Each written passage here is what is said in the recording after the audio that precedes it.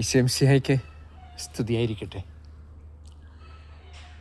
വലിയ നോമ്പിൻ്റെ പുണ്യദിനങ്ങൾ, കുരിശിൻ്റെ വഴിയുടെ ധന്യ നിമിഷങ്ങൾ.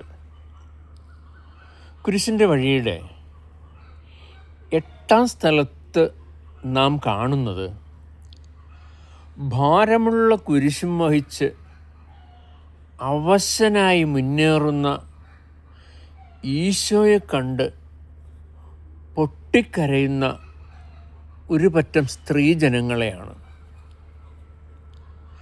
4 നാൾ മുമ്പ്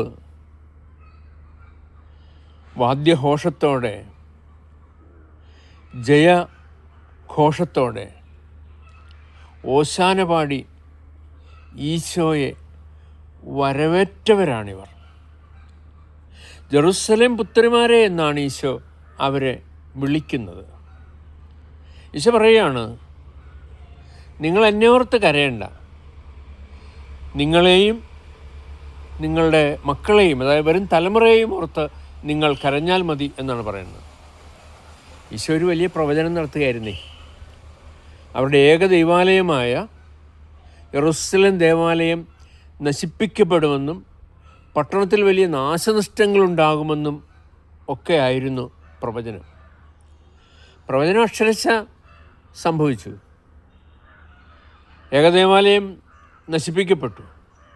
ഇന്നോളം അത് പുനരുദ്ധരിക്കാൻ അവർക്ക് കഴിഞ്ഞിട്ടുമില്ല.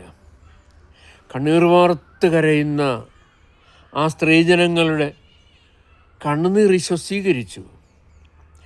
ആരുടെയും കണ്ണുനീർ ഒരിക്കലും പാഴായി പോവുകയില്ലെന്നേ. ഓരോ തുള്ളി കണ്ണുനീരിൻ്റെയും നനവിൽ നിന്ന് വിശുദ്ധിയുടെ പുതുനാമ്പുകൾ പുറപ്പെടുന്നുണ്ടെന്നേ.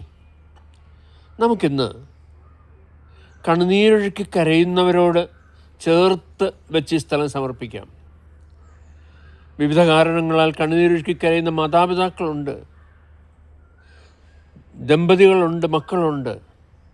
അവരെല്ലാവരെയും നമുക്ക് ഈ തരുണത്തിൽ സമർപ്പിക്കാം. ആമേൻ.